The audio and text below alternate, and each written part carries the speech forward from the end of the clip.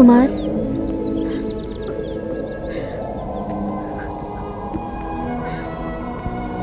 సుధా, నేను తప్పు చేశాను. ఏంటది? ప్రియ బ్యాగ్లో పేపర్స్ పెట్టి తను చనిపోవడానికి కారణమయ్యాను. ఇన్నాళ్ళు ఆడదాన్ని చాలా చులకనగా చూశాను.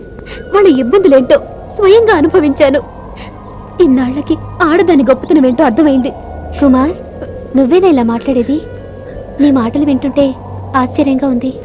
అవును సుధా, నేను మగాళ్ళలాగే ఉంటుంటే ఈ ఆడవాళ్ళ బాధలు అర్థమయ్యేవి కాదు. ప్రియ చావుకి కారణమై క్షమించిన తప్పు చేశాను. ఆ తప్పు ఎలా దిద్దుకోవాలో అర్థం కావడం లేదు. తప్పు సరిదిద్దుకోవడానికి ఇప్పుడు ప్రియ లేదు కదా. నువ్వు చేసిన తప్పు తెలుసుకున్నావు, రియలైజ్ అయ్యావు, అది చాలు. ఇప్పుడు ఆలోచించాల్సింది నీ బాడీ గురించి. ఈ బాడీ వల్ల నాకే ఇబ్బంది లేదు, కానీ బామ్మకు తాతయ్యకు తెలిస్తే వాళ్ళు తట్టుకోలేరు. అంటే నన్ను మర్చిపోయావా? నేను అక్కర్లేదా? నీకు ఇలా జరిగిందని నేను ఎంత బాధపడ్డానో తెలుసా? నువ్వు నాకు కావాలి, ఆ అవకాశమే లేదు. అన్ని ప్రయత్నాలు చేశాను, కానీ ఈ బాడీ మారే ఛాన్సే లేదు. నువ్వు మారే వరకు నేను వెయిట్ చేస్తాను. మారకపోతే, మారినా మారకపోయినా నీతోనే ఉంటాను, నీ తోడే ఉంటాను. Kumar, I love you. ఇప్పటికీ నా మీద నమ్మకం లేదా సుధా?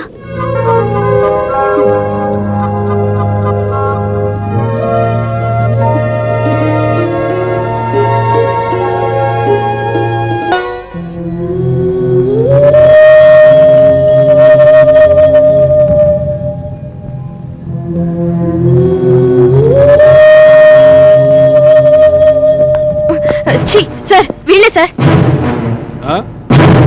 మిస్టర్ ఎంపీ, మిమ్మల్ని అరెస్ట్ చేస్తున్నాం. వారెంట్ ఉందా? ఇదిగో చూసుకో.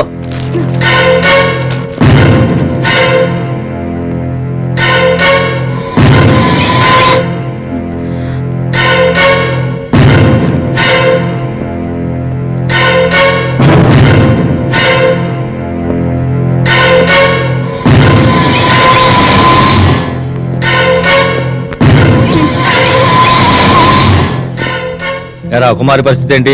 నెక్స్ట్ టైం మంచి అమ్మాయిని తీసుకొస్తాలే, నువ్వు మొక్కేయన్నా.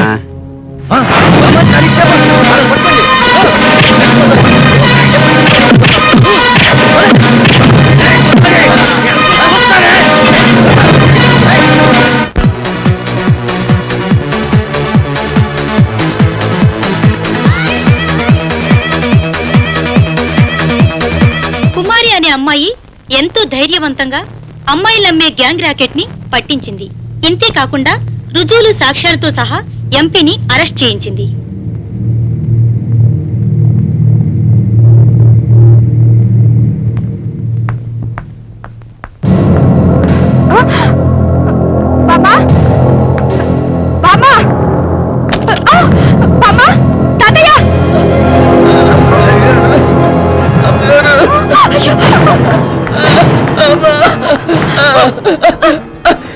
అమ్మా, మీరు అమ్మా, మీ మీద కోపంతో ఆ ఎంపీ గారు మనసులో వచ్చి ఇల్లంతా చిందరవేంద్ర చేసి నన్ను కొట్టి తాతయ్యని బామ్మగారు ఎత్తుకెళ్ళారమ్మా.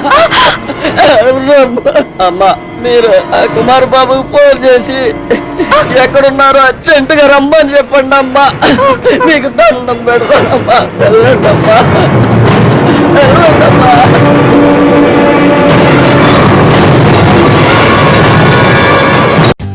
For more updates, like, comment, subscribe to our channel.